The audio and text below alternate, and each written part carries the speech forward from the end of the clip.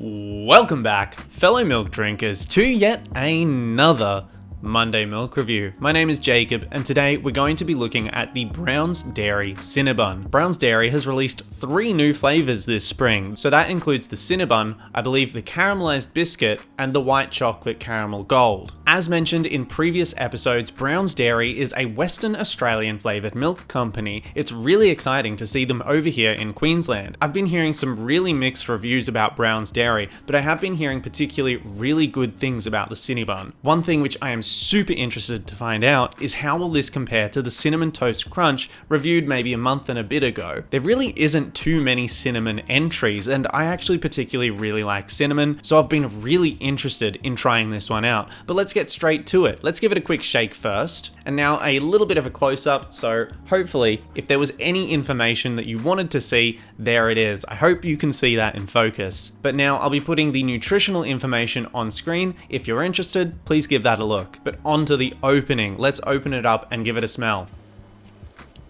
That opened really clean. Let's give it a smell. Okay, I can smell the cinnamon in there. It's a little bit faint. I would say it's more faint than what the Cinnamon Toast Crunch was. Let's pour it in now. Ooh, that was a really good thickness. I don't know if you would be able to see that, but the way that it falls in on itself is really indicative of quite a good level of creaminess. I'm really excited to see that. Let's give it a quick smell from the glass and see if it's changed in any way. Again, even fainter than before, a very subtle cinnamon flavor. Let's give it a taste.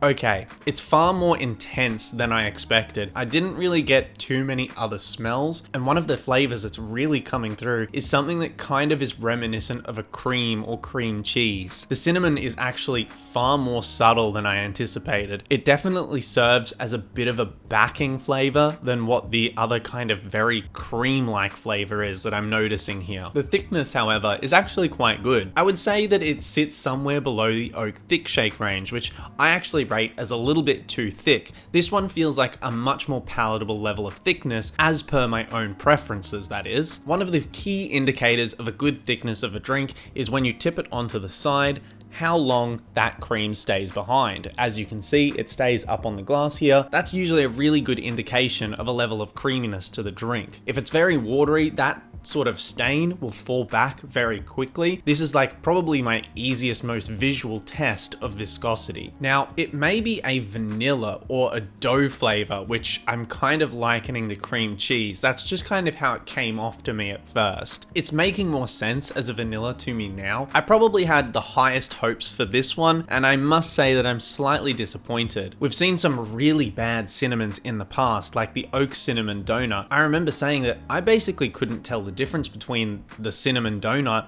and just their regular vanilla. The cinnamon presence was just so little. You should have a way stronger profile for that cinnamon when it's making up a large portion of the name.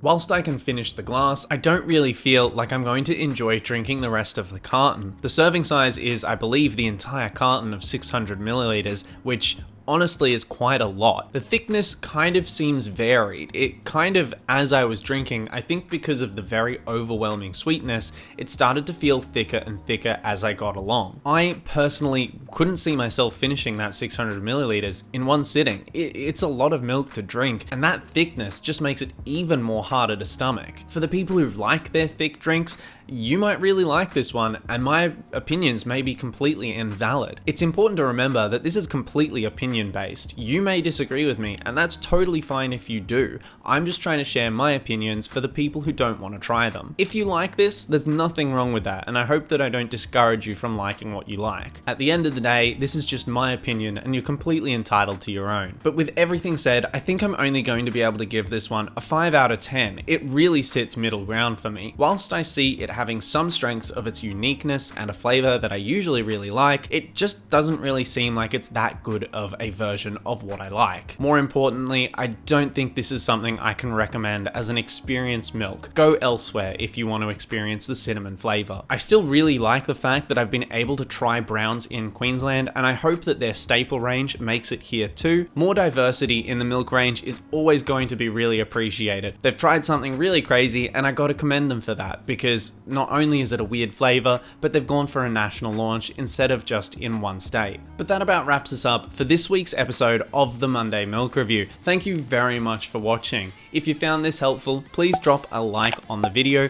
and maybe even consider subscribing if you want to keep up to date with everything else. I believe there was now 14 total milks that have been announced over this spring, and I am desperately on the hunt for the Violet Crumble Caramel. That one I am so ready to try. I've been checking the Ampoles daily as well as Coles Express. If you see one in Queensland, please let me know. Thank you once again for watching, and I'll see you next week in the Monday Milk Review.